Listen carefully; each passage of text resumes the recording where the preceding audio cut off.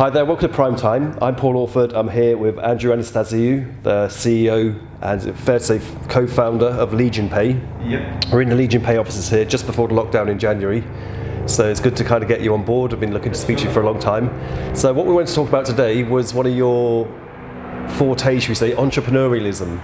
Sure. So anybody who's watching this and it's been a bit of a weird year and everyone kind of needs, I hate the phrase, a side hustle. Sure. Yeah, but if you want to kind of make some money, a job just isn't really going to cut it. So what would be kind of your tips that you would give? Look, my first suggestion, anything like this, is to try to avoid the belief of get rich quick, okay? Because it's possible to do such things, but it's 1 in a million, and 2, it's a case of the risk factor. So like you said, a side hustle, let's call it that.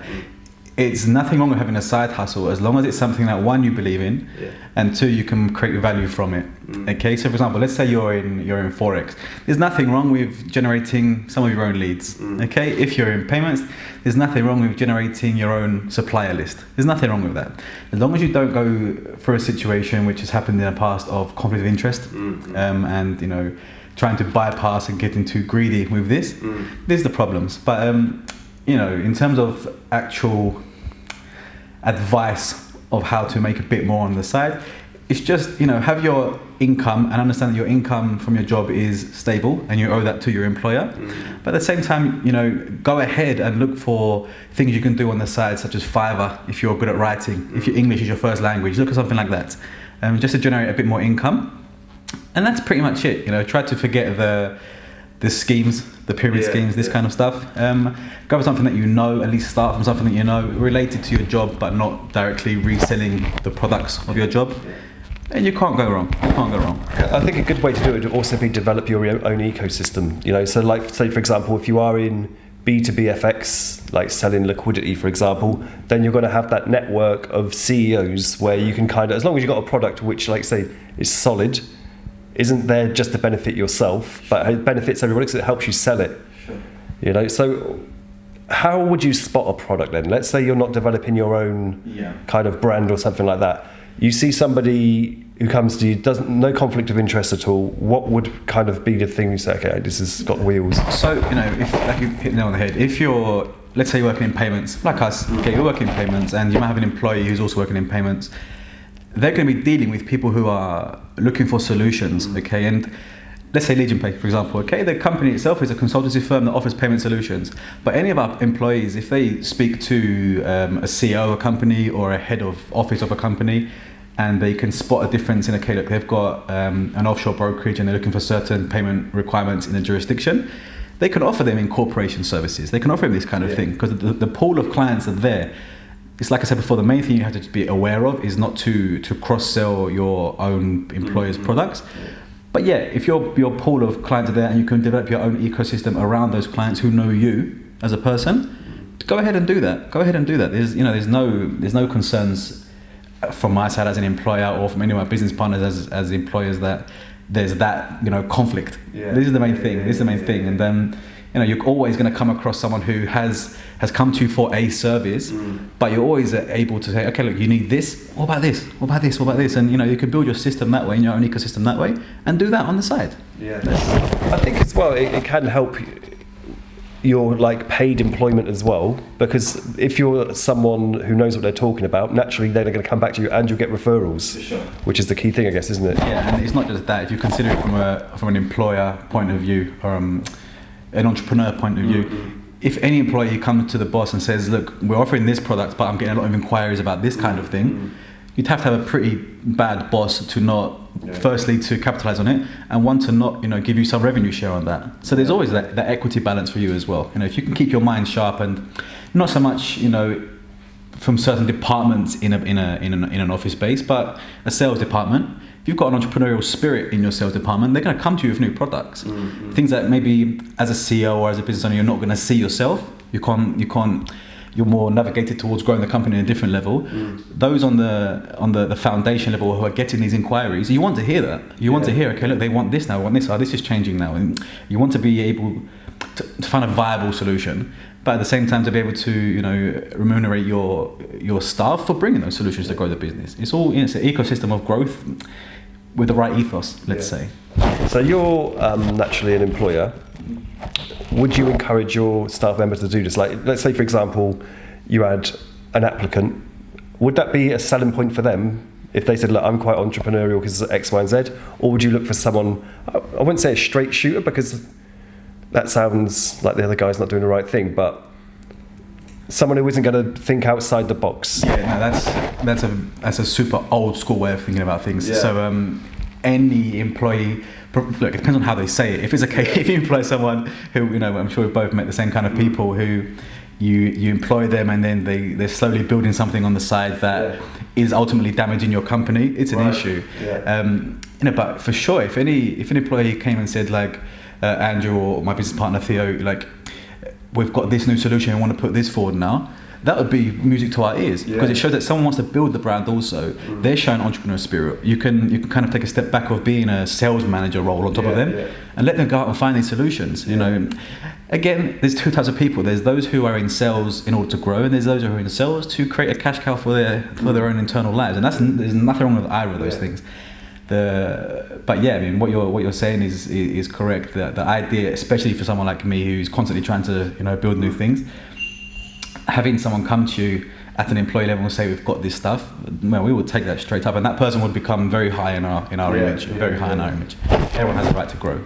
Yeah. So when should you take the jump then, going from like paid employment, the security, the comfort blanket to... Yeah, look, the standard answer to that, if you ask anyone, is going to say financially. As long as if you're earning 5k a month in employment and 5k on the side, that's totally irrelevant. Totally irrelevant, because you have to understand the entrepreneur side of things. Okay, the money is the money, that's fine, but can you handle being on your own? Can you handle the downs that currently right now your employer is handling for you? Can you handle the office space and creating that kind of environment?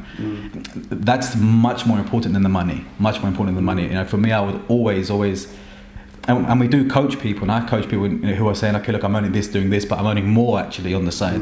That's fine. But the environmental shift is what will kick you, and that's when it starts getting an issue.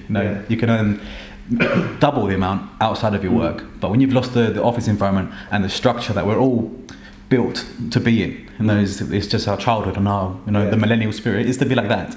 The structure of your parents and this kind of thing, that's where the kick is. As long as you can manage that, then go for it.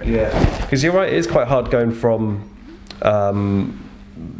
having just people around you, even if it's just to bounce ideas off, to then day one when you got your own office, you know what I mean? And it's just like you're staring at the board. Sure, and you've got the legalities, the regulatory system, the accounting system, the financial system. This is something that you have to learn to do. Even if you do a small course in accounting or a small course in law or legality, there's a level of business administration if you can do it on your own.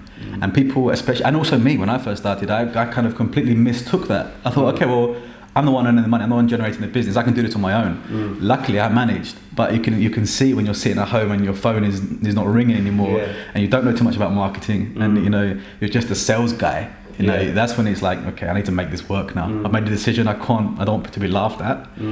But that's it. I mean, anybody who's looking to take that jump or is at that position, just think a bit longer. Do some studying on a business admin level as opposed to just generating leads and generating money. That's not what it's about. Yeah, I mean, from a financial point of view, I would say to anybody, have a year's salary in your bank, so you haven't got that 3-month rush, to like, I've got to make this work. And it's quite an interesting point you said about people laughing at me. I would go to complete reverse and just forget your ego.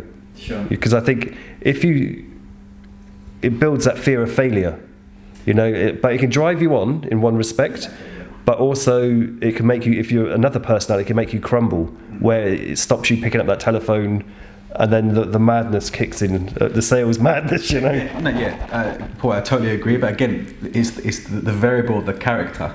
For like you're saying, you would have a year's safety net in terms of financials, just in case something goes wrong. Whereas the way I looked at it was like, I don't want a safety net, because most of us, a large percentage of us are inherently lazy. It's just how we are as human beings. Okay, why would you want to go the extra mile? So having that year, okay, you've got a year in there. Most likely you're going to stop what you're doing already, and you're going to take 2 months just to chill. It's a standard thing. I'm going to stop. I'm going to chill for a bit, and you're going to go to the third month where you're going to start, and you're going to need 3 more months to generate anything, and you're in month 9 before you've actually got anywhere. Right? So you've still got 3 months left. I would say not to do that. You know, have 3 months left and just make it, make or break. Yeah. But it depends on the person. It totally depends on the person. But if you're going to go to day one, surely you'd be medically ill mentally. You know what I mean? If you didn't have something kind of, you're not starting from day one. You've kind of got the clients in already. So you've got revenues coming in. Yeah, but then you have to look at it from 2 points of view. There, okay, at that point you have. But then would it be fair to? How can I say this in a correct way? You're correct. You're correct. I mean, you'd be stupid to just say, okay, I'll quit my job and then go and start something. If you're an entrepreneur and you want to grow, you have something lined up in place. But then again, why would you need a year if that's the case, right? If you've made the right strategy and you've structured your exit from your current employer correctly, why would you need to then take a year? Right, have 6 months just for safety. That's fine. But in any case, anywhere throughout your life, you need 6 months of savings. It doesn't matter what you're going to do, whether you're a farmer or you're a business person. But no, I mean, again, the variable side of any character, it has to be on what they feel is best for them. For me, I didn't want to do that. I just wanted to go and stop being an employee and build something on my own, and it was make or break. I had other things I had to do as well. Some people might want to take it a bit more slow. People who are introverted but want to build a software system, you need longer than just getting on the phone and calling people and work with me like I did in the beginning. If you remember how I was, it's how we met. Meet me. That's how I was. But it depends on the person. That's it. It's the character trait of a person, and anybody can be an entrepreneur if you just make sure your structure is correct. So why did you start Legion Pay then? Legion Pay is it's a collection of everything that we've built over the last 4 years. So we've had IBAN services, we've had card processing services, we've had e-voucher and Bitcoin services, and it was a case of for me, I had like 25 different email addresses. I thought, this doesn't work. You understand? It was like, okay, let's bring everything together. Let's put everything together. Start again. We have a massive client base. We have a very large pool of providers. It's what makes Legion Pay a consultancy firm. But to then bring everything together, collate everything, and then start to branch out again, rather than coming from different branches and just try to make it work. We brought it all together, see what we can do, see who needs to go where, what clients need to go where, reanalyze our business model. Because we're mainly with high risk, and ultimately that does have a lifeline to it, a life cycle to it. So now it's about let's build Legion Pay to a good level where we've got good clients, and the bad clients tend to find their own way out. And then we can go for our licensing and issue our own IBANs, issue our own PSP service, a card acquiring services. This is the next goal for Legion Pay. But currently, right now, it's just about becoming a great consultancy firm with multiple solutions, a one-stop shop for everybody. We have compliance, we have sales, we have legal. Everything you need is here with us. We have myself, we have my co-founder with me who have the experience to help, and to build an ecosystem essentially for all merchants to know, okay, let's go there, I need this and this, okay, let's get that. That's the ideology behind Legion Pay.